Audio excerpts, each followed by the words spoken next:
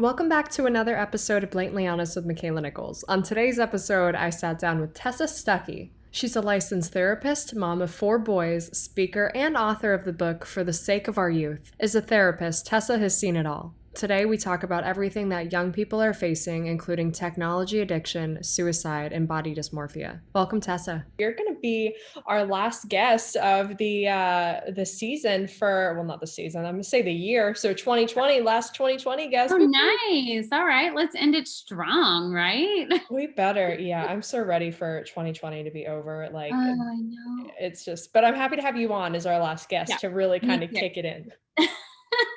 My only fear with 2020 ending is a lot of us have expectations that it's all just going to magically get better because of January 1st, 2021, and it's not. And I'm nervous that we're all holding on to this belief and we're going to all be crushed on January 1st. Yeah, I'm with you. I don't want to say it could get worse and then like it get worse, Right. But like it looks a little bit more promising, but again, who knows? I guess we'll find out. I don't know. I mean, can you even imagine that it's Thanksgiving and we're still dealing with this? No, I'm so over it. Like I've been traveling so much and like sitting on airplanes wearing a mask is like the worst possible thing you could haven't done it yet. I haven't traveled on the plane yet. So it's not fun. It is not. Like I already get like really claustrophobic on planes, so it's just it just and then it's strangers, and then it's just like if it's turbulent or whatever, and like can't really look at someone with that help me face. It's just your eyes were like it's just but well, oh my goodness, well, you have just accomplished so many things. You refer to yourself as a mom on a mission. Why is that? Because that's exactly how it feels. I am a very determined mom who is scared out of my mind about the world that our kids are living in and growing up in. And so as a therapist, I sit with teenagers every day, and I am just, I thought I was super young and cool, and I'm not. I thought I was like, when I became a therapist, I was 26-ish, 26, 27, still young. It had been less than 10 years from graduating from high school. And I thought, like I was just in high school like yesterday. I'll totally be fine talking with these teenagers and like working them through whatever issues they have. And I was quickly like slapped in the face with how much has changed and how, oh my gosh, how old I am, I guess, really. There is nothing that makes you feel more like an 80-year-old than sitting with a 15-year-old who's talking in a completely different language. And you're like, what does that word mean? But anyway, so I sit with these teenagers every day, and they're scaring me because they are all struggling with extremely dark thoughts like suicide and self-harm. And it's because of the culture that we live in, right? Like I found every time I would talk with them, I found that, okay, where's the abuse? Where's the trauma? Where's the severe mental illness? Where's the neglect? As a therapist, that's what I'm trained to look for and to talk through and help them process. And there was none of that. None of that. I mean, I would say maybe like 5% of my clientele truly struggled with like true trauma, but 95% of them were talking about those horrible dark thoughts over like being asked to empty the dishwasher or like their friend got mad at them or something. And it was so perplexing and upsetting. And as a mom of 4, I just lost too much sleep thinking like I can't raise my kids in today's world if this is our future, right? And so I set off on this journey and this mission to have better understanding as to what the heck has gone on within our culture, what's contributing to this way of thinking for teenagers. And I found 6 cultural influences that are contributing to teen depression, anxiety, and suicidality. And it starts really young, like 2 years old. The parents part of it. The parents part of it. Yeah. 2 years old. Yeah. I mean, because a lot of it has to do with technology, and we're handing our kids, screens to help them deal with whatever they're struggling with, but it's not actually helping them deal with anything. It's just kind of putting a Band-Aid on it. And they're getting these like immediate gratification fixes. And when they hit those hormonal years, they want that immediate fix when they experience like intense pain. I mean, I don't know how much you remember about being like 13, but it's awful. Those are some really intense emotions, right? Mm-hmm. That like you've never experienced before, not to that degree. And what I see with my clients is they want that instant fix, and there's no instant fix for emotional distress. And so they are lacking. We are doing our kids a disservice by handing them a screen at 2 years old, because they're not learning how to build any resilience at all. And so that, I mean, that's the biggest contributing factor, but there's a slew of stuff, you know, social media and the need for attention and the inability to connect with others, you know, because they're behind a screen. So a lot of it comes down to the screen use. Yeah. So with your own kids, I mean, do you kind of limit like screen time? I mean, what is, for me personally, like, and this is just like my own personal, like, I don't have any kids, but like when I start to get like anxiety really bad or like a panic attack, the first thing I do is play Candy Crush on my phone. Yeah. So I get that. It's like that immediate, like, oh, my brain's doing this. Like, what do you do? I mean, I would be honest with you and tell you that's actually really unhealthy for you to do, because it's equivalent to like doing a line of cocaine. Like it's doing the same thing to your brain. You're getting like a huge dopamine rush, especially with like Candy Crush, because that game, it's like a gambling addiction almost. Mm-hmm. And girl, I love me some Candy Crush too. I deleted it from my phone though, because I didn't want that to become my coping skill. Now, there's different levels of anxiety. So like if you need an immediate distraction to keep yourself safe, then sure, do whatever it takes so that you're not hurting yourself, you know, or having horrible, horrible intrusive thoughts that are going to go down this horrible path. But as far as like actually taking care of yourself, doing something like that is equivalent to self-medicating with a drug. So you don't really want to get on the screen. So with my kids, to answer your question, we don't have any screens. We only have the TV. That's the only thing that they have access to. They don't play games. They don't do video games.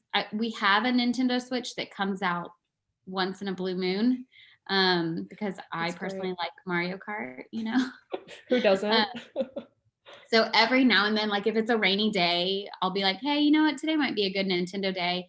And we all play together and it's fun, whatever. But no, they don't have any screens. I tried the whole limiting thing, like giving them time limits and this and that, but that actually made it so complicated. And you will see with kids, they can't handle it emotionally. Like literally, if you were to compare it to someone addicted to cocaine, what happens when you take their drug away? They flip out. They're not happy. They can't handle it. And that's what happens when we take it away from our kids. And I found that it did not matter how many times I said to them, okay, when mommy takes this away from you, you're not going to throw a tantrum, right? Or you only have 5 more minutes. It didn't matter what I did. It was like this big tantrum pushback. They wanted the drug, right? All the time. So we completely eliminated it as an option. That's good. And for multiple reasons. One, for that, but also like to build that resiliency, to experience being bored and knowing that you can get through it, because boredom happens throughout life and it sucks. Being bored sucks. Yeah. But if you don't know how to be bored, then it's easy to kind of fall into that depressive state when you're older. Definitely. That's so true. I mean, I can't imagine. I see these little kids like sitting on iPads or on phones, and I'm like, why is this a thing? I mean, my parents didn't give me a phone till I was like, when I really needed it. It was like, and it was for a reason, like to, you know, hey, come get me, or hey, I'm doing this. But now these kids are just like screens, and I'm guilty of it, like I mentioned. But you know, it's just it's scary because we don't know how to cope, because it's always like instant gratification, especially with social media. Do you think that social media is contributing to these eating disorders, these suicidal thoughts and tendencies by these young people, because they feel the need to be instantly gratified, to be complimented all the time? What are your thoughts with that? I mean, absolutely. I think that they are looking for an immediate gratification of being distracted and not have to struggle through whatever emotional distress they might be feeling. I think that they are getting lost in the world of perfection. Like, we know with filters and apps, you can edit it so where you're super skinny or you look the way you want to look, and none of it is real. And we know that, but for some reason when we get on, we almost forget that the other person might have edited their picture or whatever, and we take it on as if it's the real thing, and then we get lost comparing ourselves. And then what I see with a lot of teenagers is they start to put so much pressure on themselves due to wanting to be perfect in that way. So it definitely contributes to eating disorders, body dysmorphia, depression, loneliness, like feeling like you're not ever good enough, because no one is perfect. And so if you're striving for perfection, you're never going to get there. And it's the most exhausting journey you'll ever be on, because it doesn't end and you're hurting yourself, building up to that. So yeah, absolutely. And then without a doubt, we are influenced with what we see, right? And our surroundings and the people that we converse with. And so if you get online, say you're on TikTok or on Instagram, and you follow people who have a mindset that is negative or dark or not healthy, then you're going to start to feel that way too. It's inevitable. We cannot deny that. We are affected by what we see and hear and surround ourselves with. It's the truth. And I have a lot of teenagers who try to fight me back on that and say, no, I get comforted seeing them like that, but I'm not having those thoughts. And I'm like, no, but maybe you don't now, eventually, but you're going to. It is what it is. That's so true. I think social media has just become this whole thing of like, and I had to check myself, especially like as adults. It's like, who am I following? Why am I following them? And is this going to help me? Because realistically, like, you're never going to meet these people. And that's something these kids forget. They're like, oh, like, yeah, I'm like BFFs with so-and-so. I'm like, you've literally never met them. And then you think like if you see them, then you have a relationship, and they're like, I have no idea who you are. And I think that's very scary, because we've all forgotten how to communicate with one another. Like, these kids can message instantly, right? But they can't have the courage to walk up to someone, or let alone introduce themselves. Right, exactly. I see so many kids that like don't feel comfortable ordering their food at a restaurant, but they are glued to their screen and talk to all these people. I think it's almost like, I'm trying to think of like the best, it's almost like imposter syndrome times a billion. Like, if you have a little following on Instagram or TikTok, you start to feel like celebrity status. And then you almost trick yourself into thinking that other people see you that way too. And that's happening to like 12 and 13-year-olds, right? And so then they feel they need to keep up with that. And it's very exhausting, I'm sure. And so this is what I say to people. And first of all, I think that it's important to recognize that you're admitting that you've struggled with this stuff. I'm admitting I've struggled with this stuff, and we're not teenagers. Yeah. I mean, you kind of look like a teenager. How old are you? You're young. 23. You look young too. So you're fresh out of teenage years. And so we struggle with that. If as adults, we struggle with that, imagine being 12, 11 years old. Like, how can you possibly manage that? Right. But what I always say about social media, if you're not getting on for some sort of productivity or benefit for you, and if you're not following someone that's going to be beneficial for you, then you need not pick up your phone and get on social media, because it's going to be harmful. If you are just mindlessly scrolling, or you're doing it just to fill your boredom, then most likely you're going to get caught up in that unrealistic comparisons. You're going to be surrounding yourself with some of that negative tone, and you're not going to feel benefit when you put your phone down. I think that people just, a lot of my friends personally, like, and they're adults, I just see them like always, even if we're just sitting somewhere, they're scrolling. I'm like, I get really offended, because I'm like, number one, you're with me. Like, is my presence not good enough for you? What the heck are you looking at? Like, is it this important? And it's just like, people just don't know how to exist in a space without a screen. And it's annoying. Yeah. I think it is very rude when people are spending time together and they're on their phones. I ended up like, it sounds so funny, but like breaking up with a friend of mine. She was like one of my best friends. And one of the reasons was she was always on her phone. We would go out to eat and the screen was like the back of her phone was in my face the entire time. And it's so rude. I think it is so rude and disrespectful. And what are we doing in our world and in our life if when we spend time together, we're not actually spending time together? It's just messed up, honestly. It A is lack messed of up. better term. It's just messed up. Definitely. And I don't see it getting any better. I think, Yeah. there's this movie, I don't know if you saw it, just like random thought of mine, The Social Dilemma. It was on Netflix. Mm-hmm. I just like, it blows my mind because these kids that are growing up in this digital world and like, I was right on the cusp. Like I was on Instagram when Instagram was like first a thing, and like it didn't have any of these algorithms and it was just like cool, post a picture, like And whatever. you're just friends with your people and then like only who you allowed to follow you and who you chose to follow, that's all you saw. And it was just a little community. Yes, I remember those days. That was the golden age to me personally of Instagram. And now it's like these kids are putting on these filters and, changing everything. What impact do you think that this is going to have on our kids as far as like, do you think they're going to be getting more like lip fillers and injections and boob jobs? I never thought of that. To look like these filters. But probably I never even went there with my thoughts. That's scary. That's really scary to think about. And I mean, I use filters and I like the way I look in these filters. And I think like, why aren't I comfortable with how I actually look? I could totally see like girls, the lip fillers and like even like the facelifts at a really young age so that it's all smooth and their eyes look bigger. And yeah.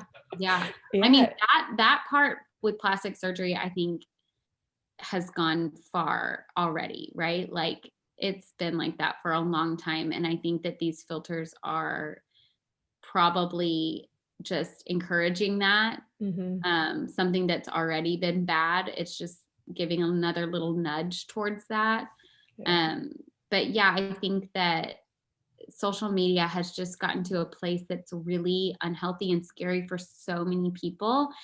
And I'm hopeful that there will be some change. And that's why I'm like on this mission. And I'm thankful that Social Dilemma came out because I think that was some of their intentions was to kind of like wake some people up. There's another really good movie called Childhood 2.0. If you haven't seen that, you have to see it. I think it's better than Social Dilemma. Wow. Really, truly. Is it on Netflix? I think it's on Prime. Okay. I don't think it's on Netflix, but it's really good. That's what I tell parents to watch more than Social Dilemma. I'm hoping people are starting to wake up a little bit to some of this. And that's why I wrote my book, was specifically for parents of like younger kids to not even go there with their kids. I mean, that's what would be wonderful is if we're all out to eat and the parents don't hand their 2-year-old a screen to keep them quiet, but to actually like spend time with their child and not be behind a screen. Crazy conception. I know, right? Like, I don't want to bash parents because I think that parenting is a really hard job and being a mom is really, really hard. But this is what I always say. I have 4 crazy boys. Like they're crazy. They're crazy ages. They're 9, 7, and then twin 5-year-olds. Okay. So it's like not a quiet house ever, but we are managing and we are having fun with all of it. And it's all without screen and I can still get stuff done. And I don't have to lean on the convenience of a screen just to shut them up or just to like get some peace of quiet. Now, are there times when I want to when I lose my mind and I want to pull my hair out and just chug a bottle of wine? Absolutely. But that happens to parents who give their kids screens too. So like all that's happening still. And what I tell parents all the time is like the inconvenience now of raising your kids while they're little without screens is going to make the struggle of them being a teenager so much easier. Being a teenager sucks regardless. It's a struggle. It's a hard few years. Absolutely. But if you start giving your kids screens, and especially not like, say you give it to them even when they're like 10, 11 years old, and you're not aware of what they're looking at on their screen or what they're on, you are headed for some really dark and scary years as a teenager, inevitably. Like, it will happen if you are not aware of what's happening in this culture and how it's affecting them. Definitely. And with that whole concept and point that you brought up of these dark thoughts and everything, there's shows like 13 Reasons Why and other Mhm. shows. What are your thoughts on that? Because when I see it just from like someone who struggled with, those Yeah. thoughts going through what I went through, I was like, oh my God, like this is almost glorifying it. And these kids, like, I have a big problem with it and I like don't care. I mean, if you disagree, that's a-okay. Oh, I This is a safe 100% place. agree with what you're saying, and I wrote about that in my book, but my publisher wouldn't let me put the exact title of the movie because I could get sued for that. Isn't that But funny how that works? mhm. Same. But Yeah. that's what I'm talking about, is 13 Reasons Why. So okay, so let me just paint a picture for you. So I'm a new 26-year-old therapist thinking I'm really cool. And I've got all these mostly teenage girls is who come to me. Occasionally teenage boys are in my office, but that's rare. It's usually teenage girls. And in my community, at this time, there had been 4 teenage girls who had committed suicide in high school in my community. And so I'm seeing these clients and I'm hearing about these suicides. And all of my clients are, like I said earlier, thinking about suicide themselves. And some of them were friends with these girls. And they're saying things like, well, I really just want to know who's going to come to my funeral, and things like that. And so then about 4 months later, 13 Reasons Why comes out. Oh And God. it's like a normal day. I'm sitting there and my first teenage client comes in and she's like, so I watched this amazing show this weekend. Oh my gosh, you have to watch it. I'm like, tell me all about it. She's like, it's this show about this girl who commits suicide. And then the whole show is about like who, influenced her to do it. And I was like, wait, what did you watch? And does your mom know you watched this? And okay, I have to go home and watch it. So I went home and I watched it. Like, it took me like 2 or 3 days to get through it. And here I am. Personally, I've never had as dark to think about suicide. I've had bad moments for sure, and seasons of my life that have been hard.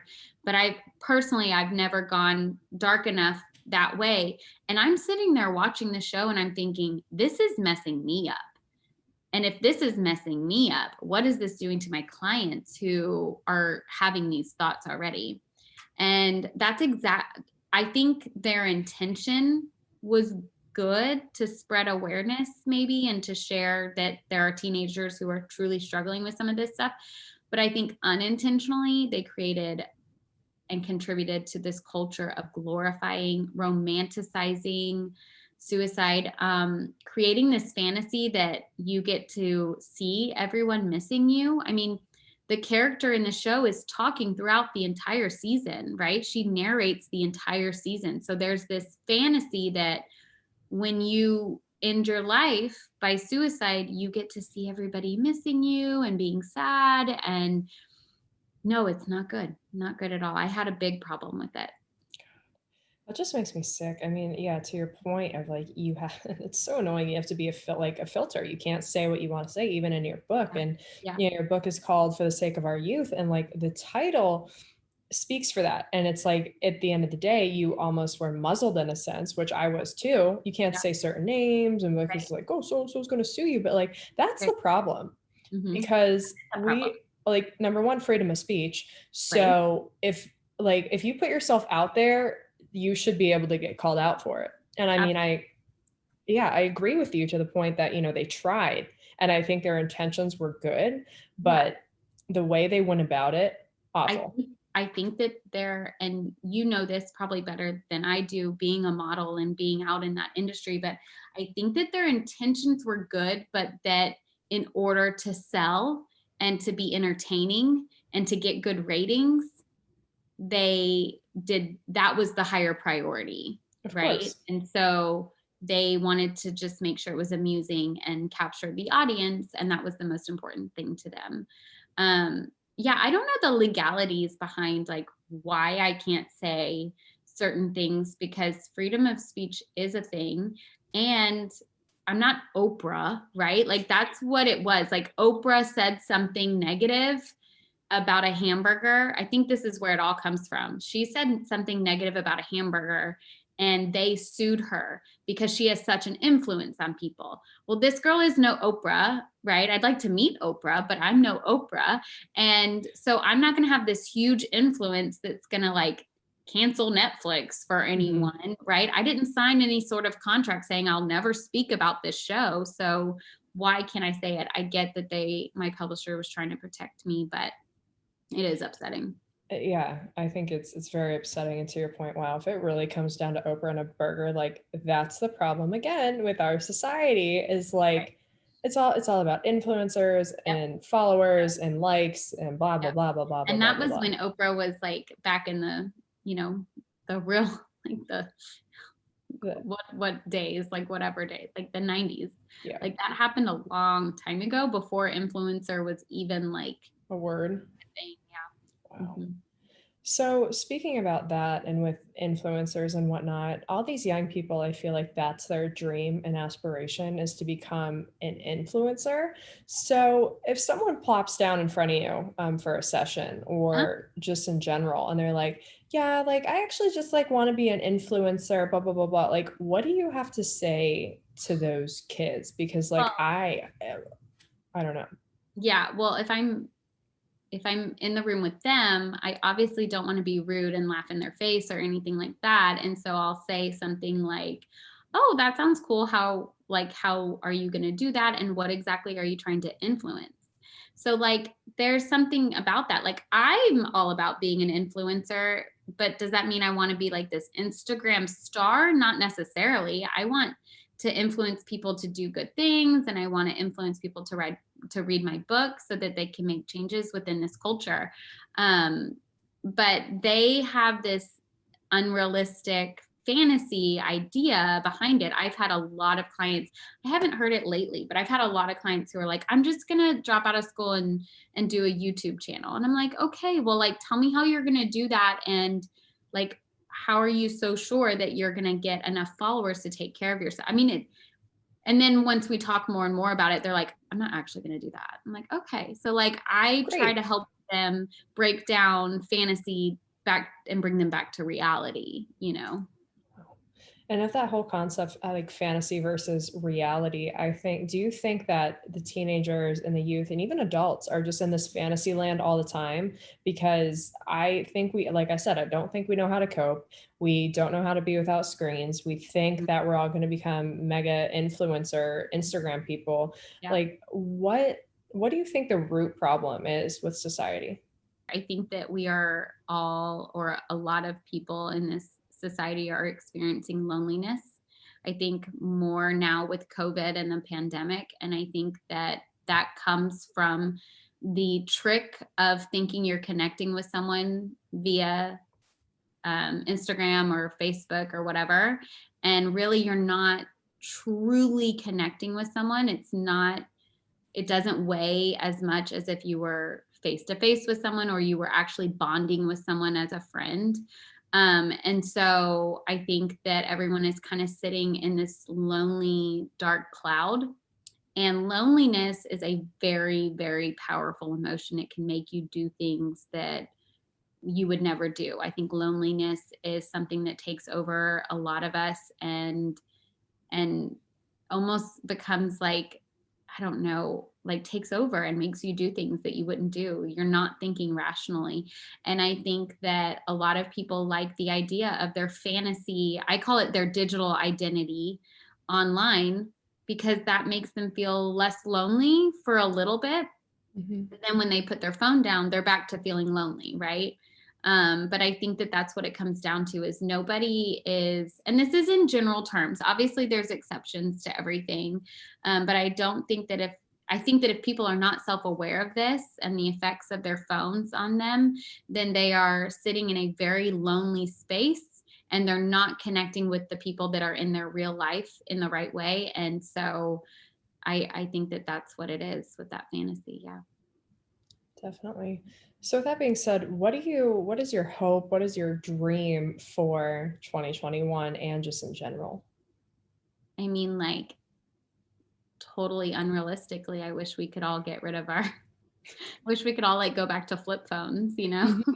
That'd be nice. Yeah. Um, um, I am hoping that more and more parents, because it really starts with the parents. I'm hoping that more and more parents will wake up and understand how toxic so many things are coming from our culture and make changes within their own families. I am hopeful that more and more teenagers will wake up, because I will tell you, when I talk to a lot of teenagers and we're talking about this thing, they agree with me and they have the same wishes. Like, I wish my parents never gave me this damn thing, or I wish that, I could turn it off. I have a love-hate relationship with Snapchat or TikTok or whatever. And so I'm hopeful that more and more young adults and teenagers will become aware of this and practice some self-control and willpower to find more balance within their lifestyle. I'm hopeful that people will read my book just to have that understanding of the six contributing factors and then what to do about it. Like, the first part of my book is all about what's going on in our culture, and the second part of my book is how to be a parent in today's culture, so that you protect your kids. I'm currently working on my second book. It's going to be called For the Sake of Yourself. And it's really kind of all about that, like practicing that emotional balance for yourself and understanding what's healthy and what's unhealthy and how to find that equal place and that compromise. Wow. So many exciting things, and your passion and your mission for, being a mom on a mission is just incredible. And, I'm excited to read your second book. I haven't read your first one yet, but it's definitely on my reading list because I feel like there's a lot to learn. I might not have kids yet, but when I do, I'll be like, I'm ready. So Unless. this is what I'll tell you. So my first book is definitely towards parents. My second book is a lot of what's in my first book, because when I originally wrote my first book, it was to teenagers and young adults. And my publisher was like, teenagers are not going to read this. So, but a lot of it, I found myself like in my work saying things to people who don't have kids. Okay, you need to read my book because this applies to you too. Like, I wrote it for all people, right? So that's what the foundation of my second book is going to be, so that there's no mistake. One for parents, one for every individual living in today's world. But it won't be ready for like another year, unfortunately. So if you do read my book now, you could still gain some benefit from it. Absolutely. Oh, I'm sure that doesn't surprise me. I feel like I definitely would. Well, thank you so much again. Thank you for being the last guest of 2020. You're just incredible, and I hope your mom on a mission continues to go well. It looks like you're really making an impact on the youth and your boys and everything else. Be bold, be you, and be blatantly honest.